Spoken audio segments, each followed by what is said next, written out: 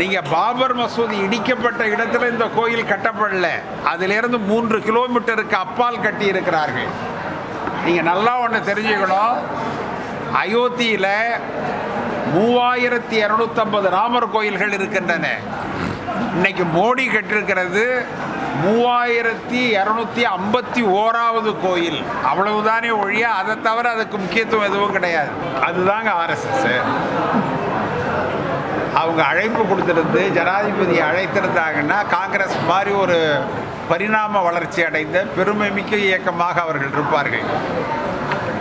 அவங்க அவர்கள் கணவனை இழந்தவர், கைம்பெண், கணவனை இழந்தவர், இதை போல முக்கியமான நிகழ்வுகளில் கலந்து கொள்ளக்கூடாது என்பதற்காக அவரை அழைக்கவில்லை. அவரும் வரல. அவரை வார்த்தைகளால் பயமுறுத்தி ஒதுக்கி வைத்திருக்கிறார்கள். செய்திகளை உடனுக்குடன் தெரிந்து கொள்ள உடனே சப்ஸ்கிரைப் பண்ணுங்க.